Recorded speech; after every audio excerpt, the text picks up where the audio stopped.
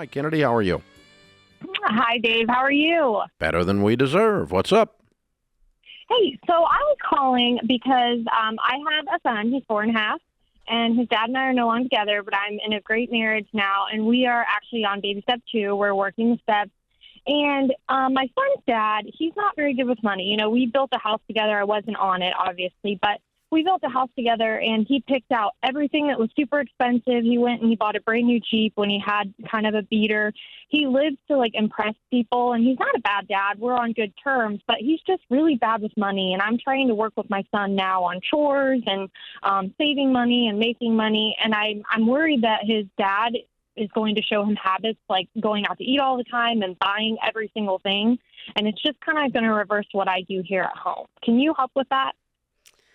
Yeah, I mean, this can be a tough one. The good news is, though, Kennedy, I mean, your son's 5, which is great, right? I mean, they're young and, yes, impressionable, but you can start doing things with him that's not going to completely unravel just because he sees his dad. And I think parents, and I have to even realize this even with my kids, so much of what they learn is what they're watching. And so more is caught than taught. And you only have the power to control what goes on in your house.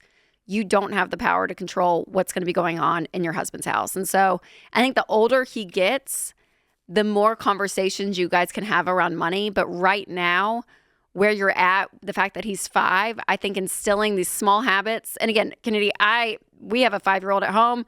We do this stuff. I teach it every day, and we still probably aren't as intentional as we should be with our kids, right? So, like, there's a lot of grace in this. It's okay. Okay. They're still young, but I think, slowly but surely that consistency over time of what he's going to see from you, that's what you can control. And so that's what I would focus my energy on. And again, I'm sure as he gets older, there's going to be more questions, and I think you have those conversations with respect for his dad and still honoring him, but also telling the truth of, hey, here's what common sense looks like when it comes to money. Here are habits to have to set you up to win, right? Because I think it was Meg Meeker that said we don't raise kids just to be good kids. We raise them to be good adults. And so, yes, I love Meg Meeker. Yes, kind of having that long-term mindset is helpful too. But Meg would tell you first hard. And foremost, never trash his dad to him.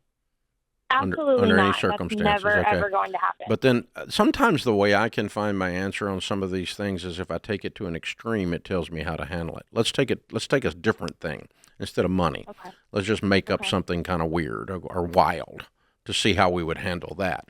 Let's say his dad drops the F-bomb every other word. He does, actually. That's who knew? And we don't do that at our house. No, okay? we don't. Okay. So how do we handle that? Well, we don't trash Dad, and we can't control what Dad does with his mouth over at the other place, but we can only control it when you're with me. And in this house, we don't speak that way. Okay. We have more class than that. We're not trash. Okay? Yeah. We have a sense of decorum. We have a sense of nobility in our home. And we don't speak using those types of words. They're called vulgar. We don't teach a 4-year-old that, but I mean, this is what's going through your mind, right? And so you go, well, I can't control that, but all I can control is what we do here. And so your interaction with him is, we don't do that when you're here. Okay. And we don't do that here. And so when we're here, we work and we do our chores. When we're here, we're generous with our money.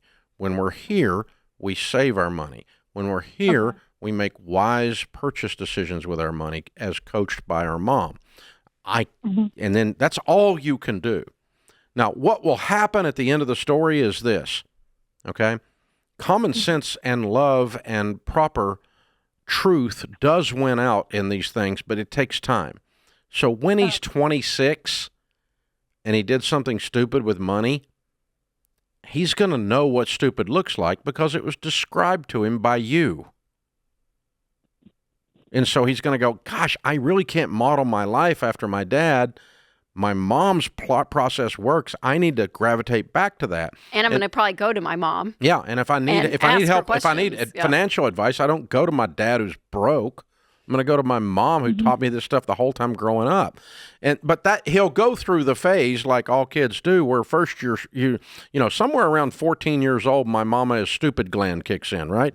And then it takes until about 30 or 25 or whatever for it to grow back, right?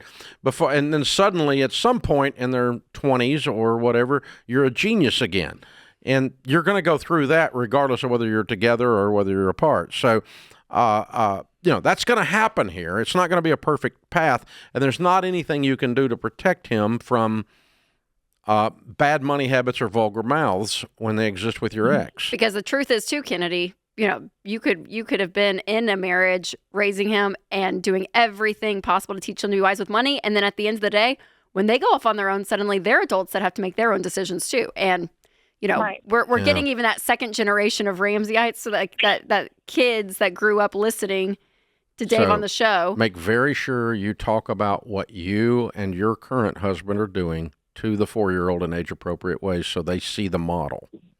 And you coach him on his personal behavior so he sees the model, and then it'll work out. It's going to be okay. But there's no ironclad protection when you've got, you know, when he's going to get exposed to the virus on the other side. So it's just you know it's just like the mouth thing. It's the same thing. And so you just got a bad model over there, and that's you know, but you can't fix your ex-husband. That's why he's your ex. So, and you can't control him. That's why he's your ex. But even with parents too, what I was saying earlier was, you know, even if you do, and about any area of parenting, right? There's no guarantees. Yeah, right. So all you can do is give it your best shot. That's right. So that's what I would say too, Kennedy, is like give yourself some grace. Yeah. Do what you can in your household. And then at the end of the day, launching them into the world, it's like, okay. If you model it, more is caught than taught, and you teach it, you've done all you can do. That's your best shot. And it works out more times than not. So that's why we do it. That's why we do it. Exactly. Hang on. We're going to send you a copy of Smart Money, Smart Kids that Rachel and I did together, teaching your children how to be smart with money so that when they grow up, they have a brain. And what's hard in those situations is like the Disney dad thing too. When they go to dad's, when they go to that's mom what or dad's doing. house, that's the spender, and it's like, oh, we're gonna have all this fun. Yeah. And to a kid, it's like, oh, this is way more fun. And that's a hard pill to swallow too. When you're the parent, they're like, oh, I feel I'm like the I'm being only the grown up responsible in one. this equation. I know. Yeah, it's hard. You're doing great, Kennedy. Yeah.